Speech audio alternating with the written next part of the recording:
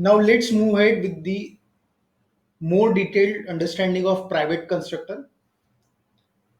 First point is private constructor prevents an instance oblique object creation of the class that we have already seen in our previous session. It is used when only static members are there in a class. So whenever there is a requirement, like the example above, my counter class has two static members. One is CNT and one is increment method. Both are static. So in such scenario, we'll create the private constructor because we want to restrict the object creation part or instance creation part here.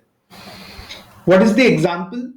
The example is math class inside the C sharp, that is math dot square root. Here math class is derived with the private constructor and sqrt method is static. Similarly, the math class along with the pow function is again declared as a static. So this is the best example to understand in which scenarios you will be using the private constructor. Apart from this, in the modern design pattern concept, singleton design pattern uses the private constructor for creation of the object that is created only one time, single time throughout the lifetime. So now let's move towards the practical understanding of it. So the same program is updated here in Visual Studio.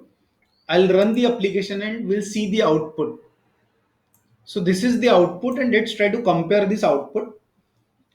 So inside main, my counter dot count is set to 101. Since it is a static variable, we can directly access using class name dot static member name.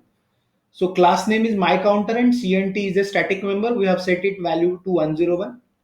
We have printed that value. So the value is 101 initially. Second time we have done my counter dot increment. This my counter dot increment will increment the value. It will go here and it will increment the value of counter by 1. Obviously it becomes 102.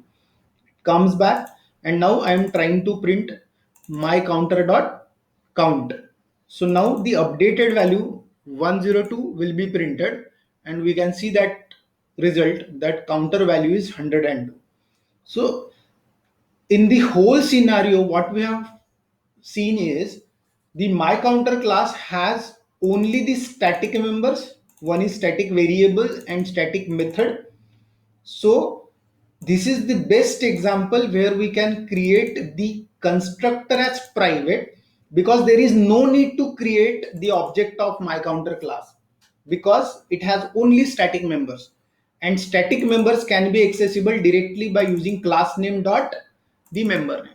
So class name dot member name, class name dot member name, similar to math dot square root.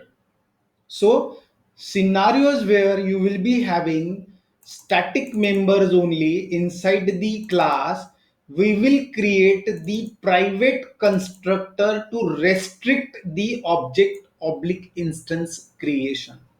So that is the purpose of the private constructor, to restrict the object creation in the scenarios where static and static members are available inside your class. So we can use the same concept for the singleton design pattern.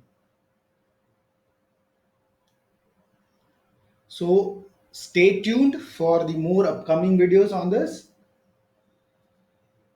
Thank you.